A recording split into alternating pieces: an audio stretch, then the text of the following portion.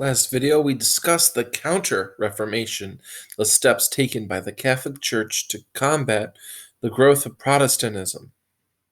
There's a number of new orders, such as the Jesuits, who sought to strengthen the spiritual discipline and promote education and missionary work, and foster a deeper, more personal sense of piety with those in the Catholic faith.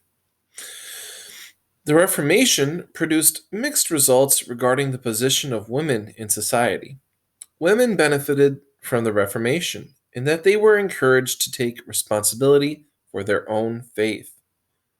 But the dissolution of the convents removed one of the few formal religious roles that women have been allowed to play: the nuns.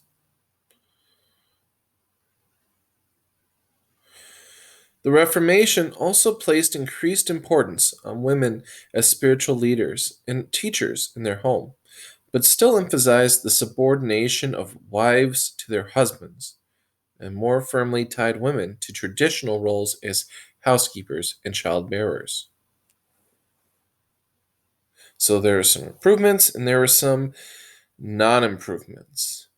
Women still being seen as subordinate to men, women more firmly locked in roles as childbearers and housekeepers, women not allowed to be ministers or hold church offices like they had under Catholicism. Legacy of the Reformation. In the year after the Council of Trent, remember the Council of Trent, when the Catholic Church got a game plan on how to fight Protestants, the Counter-Reformation, Council of Trent. What reforms will we do? What will we do to stop the Protestants? So in the years after the Council of Trent, Charles V aimed to remove Protestant influence in the Holy Roman Empire by outlawing an alliance of Lutheran princes. They're called the Schmalkaldic League. Schmalkaldic League. It's a hard one to say. He warred Charles V fights this league of Protestant kings in Germany, and he warred with the league for a year and defeated it handedly.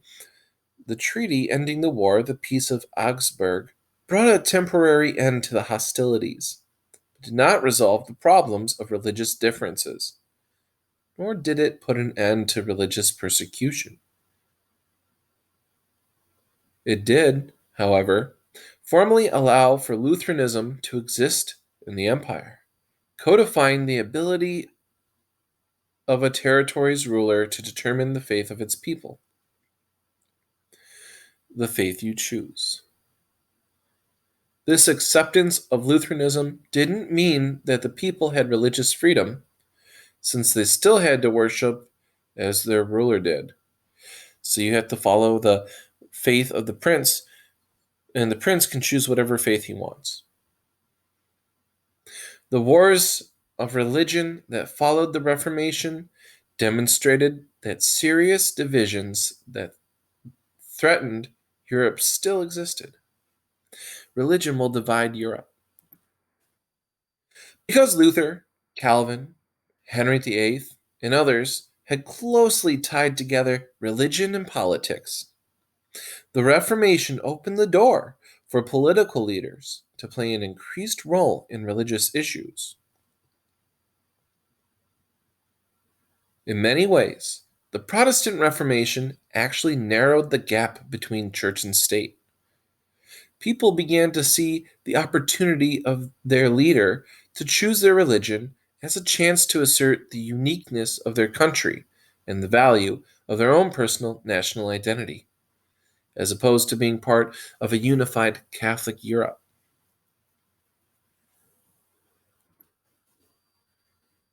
In 1905, German sociologist and economist Max Weber wrote The Protestant Ethic in the Spirit of Capitalism. In this book, he put forth his thesis, his argument that a strong connection existed between the Protestant work ethic and the development of capitalism. He argued That modern capitalism found its roots in early Protestant communities like Calvin's Geneva that placed a high value on work and the results of one's work. Early Protestantism also offered a different conception of the nature of labor, viewing it as something that should be freely given by the laborer and not coerced, as it had been in feudal arrangements. Luther also offered a new conception of work, portraying it as valuable and not something to be avoided or done half heartedly. He suggested that all work was valuable, and each person should be content with and work diligently at their job, regardless of what it was. With the Reformation, both Catholics and Protestants placed an increased emphasis on education and literacy. The Reformation also led many to view certain traditional customs as disruptive and unnecessary. Protestants, in particular, encouraged elimination of such superstitions as placing a wedding ring on each finger or baptizing babies 3 times in the name of the Father, and the Son, and the Spirit, 3 baptisms.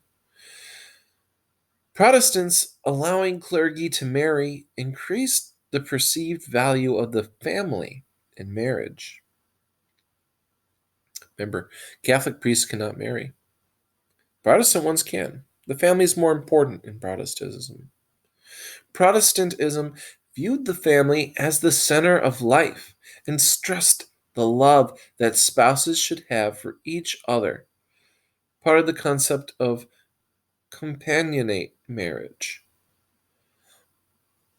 Although women were still viewed as subordinate to their husbands, on the whole, the treatment of women in marriages improved. Greater value was placed on the contributions of women as spouses and mothers.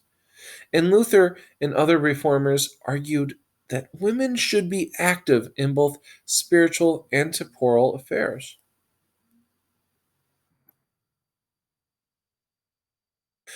Though more than half of Europe still remained Catholic by the end of the Reformation, the early unity that Catholicism had created was gone for good. The Reformation did not resolve all the problems that had plagued the Catholic Church, but it did bring them to the forefront for discussion and debate.